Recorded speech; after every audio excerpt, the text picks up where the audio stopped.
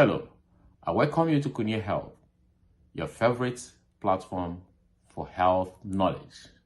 Here we are to discuss hepatitis B, and here you'll have the presenter, Ozion, the specialist, to give you this topic on hepatitis B. Hepatitis B has been treated earlier in this particular program sometime last year, but this time we want to refresh this topic for the benefit of those who haven't watched this program. Hepatitis B is a very dangerous virus. Yes, it's actually a virus that attacks your liver. That's where this condition manifests, endangering and deteriorating your liver. Hepatitis itself simply means the inflammation of the liver.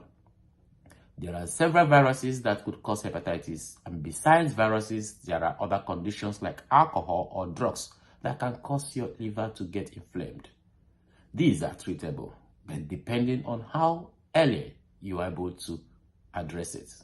Else, when the liver deteriorates to the extent that it goes and forms cirrhosis, scarring, it becomes very difficult, giving you off some forms of dangerous symptoms like ascites, swelling, and asaka, and then certain level of encephalopathy, ammonia going through your blood-brain barrier.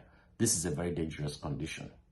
However, we're talking about hepatitis B today, one of the viruses that cause you hepatitis, and this particular strain of virus is very, very strong and very deadly. There is hepatitis A, which is contracted and transmitted via dirty environment, touching your food you eat or things that have access to your mouth, fecal deposits, and the rest.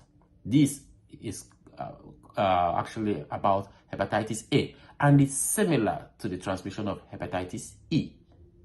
There is also hepatitis D, which is similar to hepatitis B, and there is hepatitis C from blood fluid. Then you now ask me, where is hepatitis B gotten from? Hepatitis B is simply transmitted from body fluid, semen from sex, blood contracted from someone who already has hepatitis B, and as well as through childbirth. Of course, in childbirth, you have blood, you have fluid from the mother. And this is a mother who already has hepatitis B. Of course, certain precautions may have been taken before birth, but that child needs to be addressed once birthed. Within 12 hours of giving birth to this child would need to be given the HBIG, the immunoglobulin, to boost this child's immune system to be able to fight this virus, because all this virus does is to diminish the potency of your immune system. And once the child has taken this human immunoglobulin within 12 hours, this child will need to have this vaccine within the first 24 hours. Yes, to boost this child's immune system and as well as adaptive immune system. Now, the child will need in the next 1 month to get another vaccine. The next 6 months again to get another vaccine. And so to complete the dose of the vaccine, 3 doses.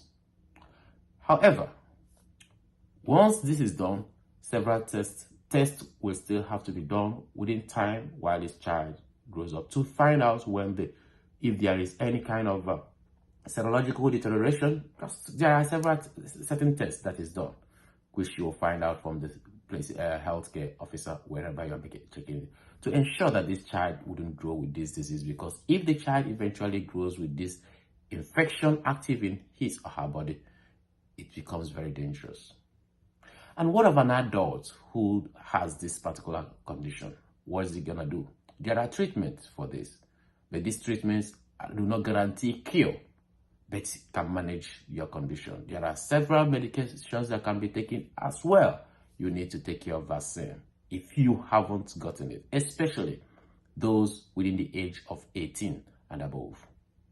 Yes, when those within that active sexual years should have their vaccine.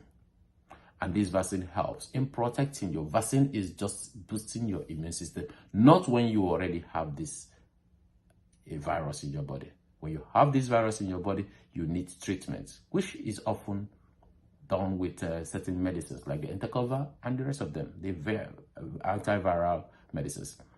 These antiviral medicines will have to be continued according to the doses, frequency, and prescription of the doctor.